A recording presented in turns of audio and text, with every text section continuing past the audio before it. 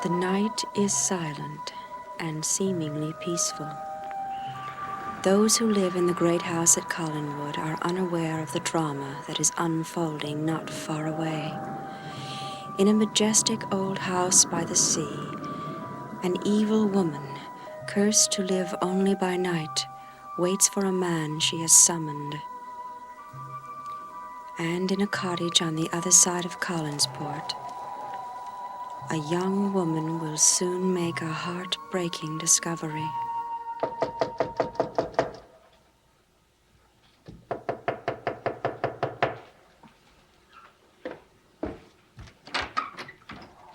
Mr. Blair! Hello, Maggie. I'm terribly sorry if I woke you. Well, is something wrong? I don't know. That's what I came to find out. What do you mean? Well, you probably think I'm crazy, but I suddenly had the feeling tonight that you were in some kind of danger. Obviously, I was wrong. I am terribly sorry if I awoke you. Well, I wasn't sleeping that soundly. I kept worrying about Joe. Oh? Well, he was behaving strangely again last night. He was afraid to be alone, so he asked me if he could spend the night here and sleep on the sofa. Well, he's fast asleep now. I just hope that he'll be himself again when he wakes up in the morning. Well, if he is, you may not know it. Why? Look at the sofa.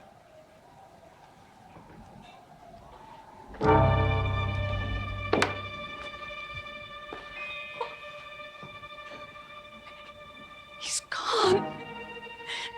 No. No.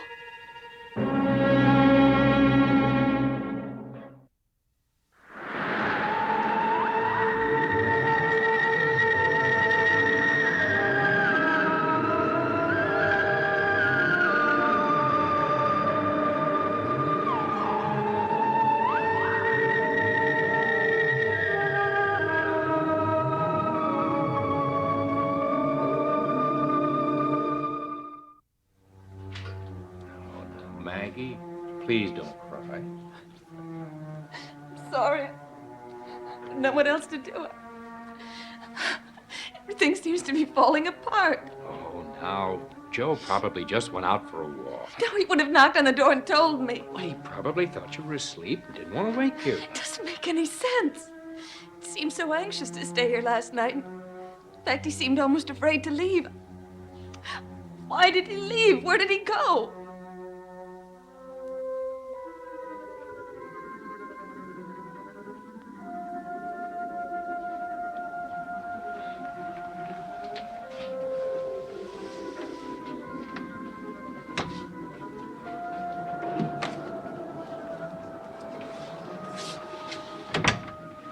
I've been waiting for you. I know. Come in, Joe. Look, I didn't want to come here. But you couldn't resist, could you? I tried. But you didn't succeed. You're here now, where you belong, with me.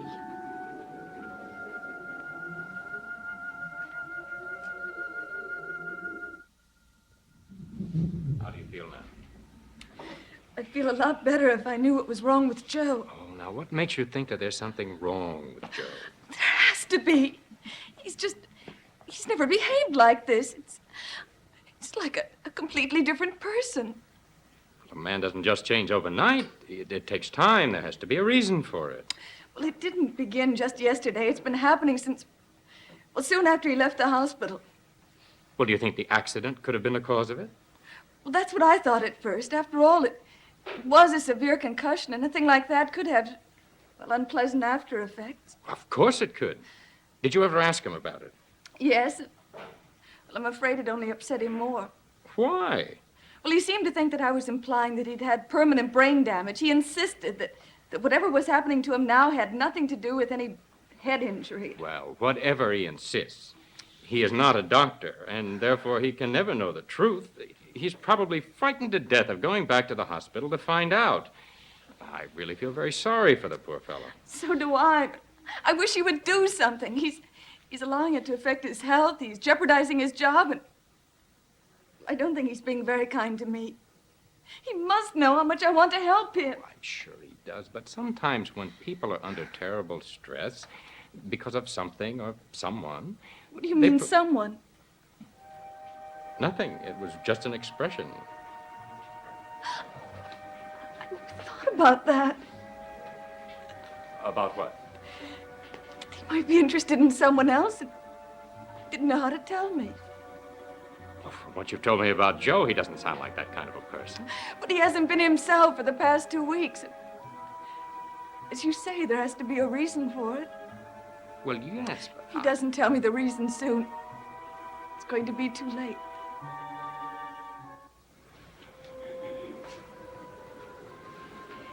Not very friendly tonight, Joe. I told you I don't want to be here. There's nothing you can do about it. Why don't you just accept it? I want you to let me go. Back to Maggie? Yes. No. I don't want you to do that. I need you, Joe. What for? Don't you know how much I like you? You don't like me. You're just using me. That's not true. Even if I weren't what I am, I'd still like you very much. Can't you try to like me just a little? No. I could force you to if I wanted to. Yes, I know. I'd rather just let you come around to it by yourself. Look, it's time for me to leave now. I'll decide when it's time for you to leave. The sun will be coming up soon. Yes, I know. You're right, it will. But you'll be waiting for me tomorrow night when I wake up, won't you, Joe? Won't you? I don't know. Well, maybe this will help you not to forget.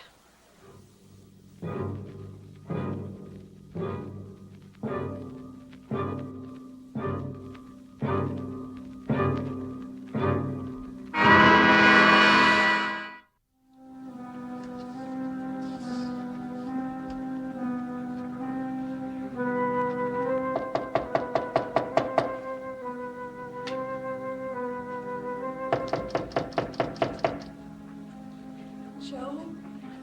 Are you in there? It's Maggie. Joe, if you're in there, please open the door.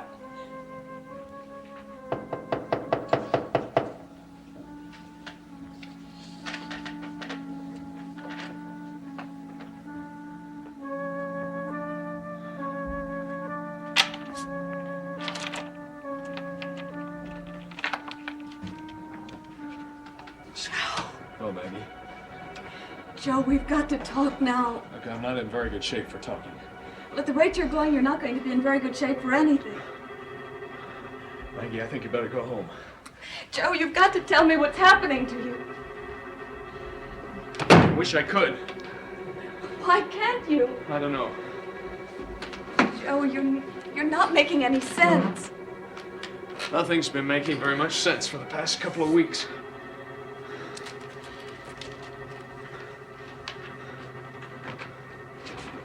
No, don't do that. Why not? Please put it down, Maggie. Joe, it's the middle of the day. I know that, but I don't want that shade up. I want... The sun hurts my eyes.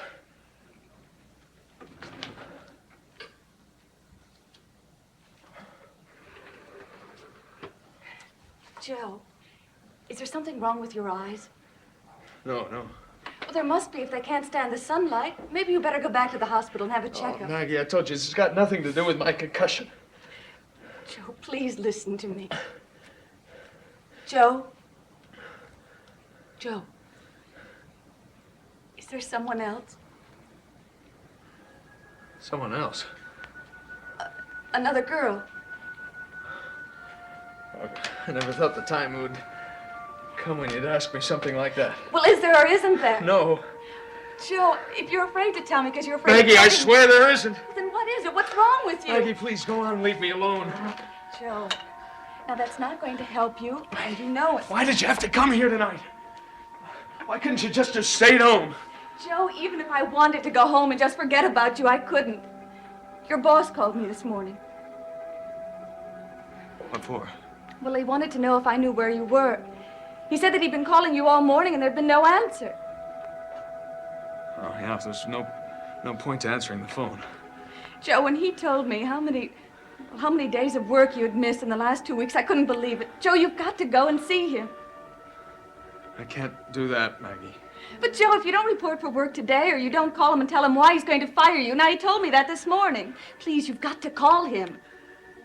Oh, Maggie, what good would it do? Well, it might save your job. Oh, no. No, because I wouldn't know what to tell him. Any more than I know what to tell you. You mean you're not even going to call him and tell him you're sick? No. I'm sorry, Maggie. Not as sorry as I am. Oh, not nearly as sorry as I am. Goodbye, Joe.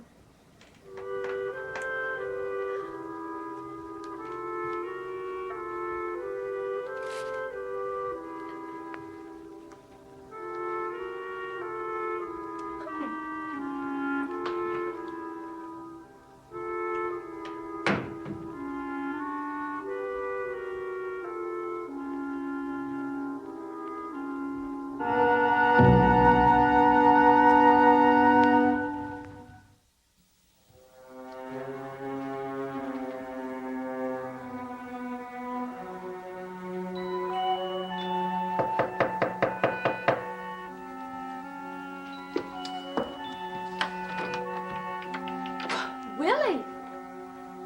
Hi, Maggie. Okay if I come in for a minute? Well, what did you want? Nothing special. Just wanted somebody to talk to. Well, I haven't got very much time, Willie. I'm expecting someone in a few minutes to pick up one of Pop's paintings. Oh. Maybe I can come back tomorrow. That's all right, Willie. You can stay until he comes. I could use the company anyway. So could I. Just to get my mind off of things. Well, why? What's the matter? I don't know if I can explain. Things just haven't been going the way I hoped they would. What things? Well, I don't know.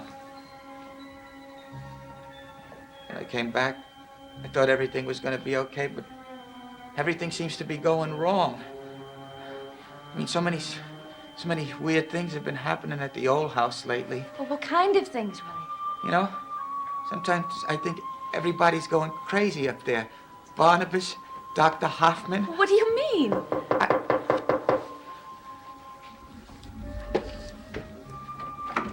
Oh, good afternoon, Mr. Blair. Hello, Maggie. Oh, if you're busy. Oh, no, not at all. This is Willie Loomis. Willie just stopped by to say hello. Willie, this is Mr. Nicholas Blair. I better be going, Maggie. I think maybe I'll come back tomorrow and see you. All right, then we can talk.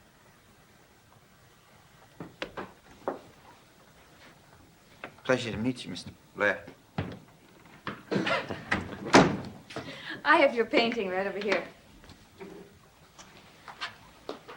Excuse me, Maggie, but isn't that young fellow Barnabas Cullen's servant?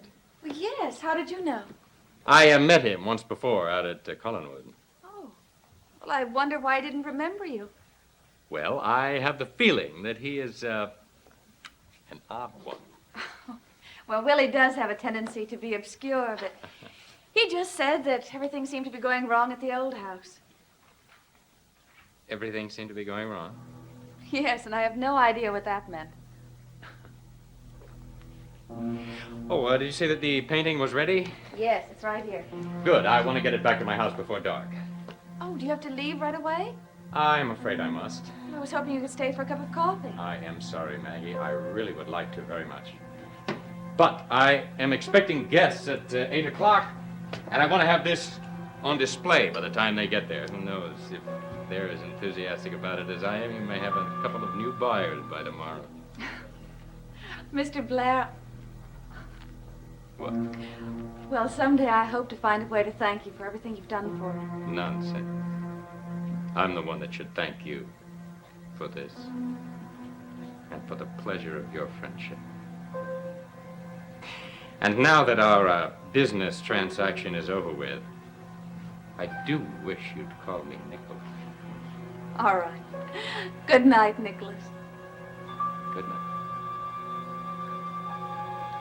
I'm sure we'll be seeing each other again very soon.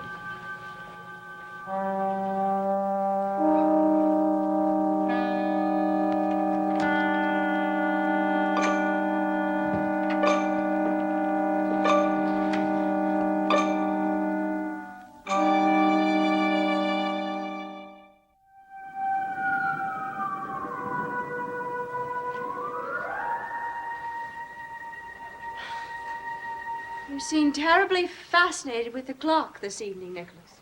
I have an appointment very shortly. With whom? Well, I was just curious. I was wondering if you might be needing my help. Not tonight. You haven't been saying much about your plans lately. They aren't going badly, are they? No. They're not progressing as quickly as you'd hoped. Do you have some reason for being so curious about my plan? Oh, no. I was just thinking about the experiment earlier this evening. Remembering that tape that Dr. Lang left before he died. Oh, what about it? We never have found out what the message on the tape meant. I was wondering if perhaps that message might have something to do with why Barnabas's plans aren't progressing. Perhaps it does. But you tend to your own business. Let me worry about it. Whatever you say.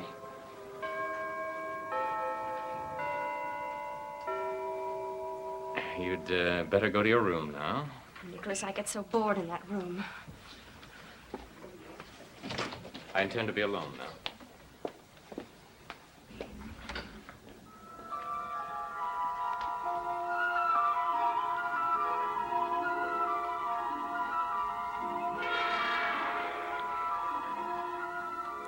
Cast your reflection away from this room, away from this house. Bring me an image of another room in another house, the old house on the Collins estate. Find the room in which Willie Loomis sleeps.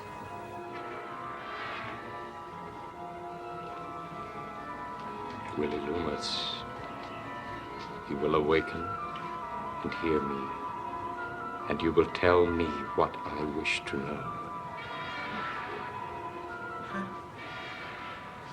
Huh? Who's talking? Who's in here? Don't be afraid, Willie. Well, where are you? Why can't I see you? No, stay where you are. You will answer my questions from there. And you will relax, Willie. Just relax. What do you want from me? You told someone that everything was going wrong at the old house. Did you mean the experiment? Yeah, they've been having problems down at the lab. What kind of problems? I don't know. I don't understand it.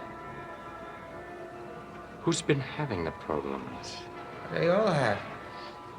Barnabas, Dr. Hoffman, Jeff Clark. Jeff Clark? Yeah. They got him to help out. He was in on the first experiment. Weren't Barnabas and Dr. Hoffman also in on the first experiment? They were? What exactly did Barnabas have to do with it? They used Barnabas as Adam's life force. Life force? What does that mean? I don't know. I never understood about it. Well, you must know what Barnabas did during the experiment. All I know is they strap Barnabas to one table, they strap Adam to the other, and then they drain all the life force out of Barnabas, and they put it into Adam. See, that's how Adam, he became alive. I see. Then one of their problems is to find someone to provide the life force for the second experiment. That's right. But they haven't found anyone yet? No. Thank you, Willie. You will go back to sleep now, and when you awake, you will remember this as nothing more than a curious dream.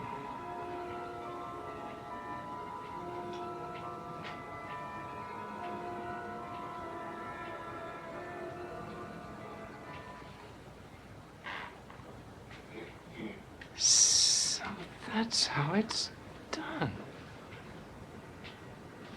Draining the life force from someone into the body of the creature.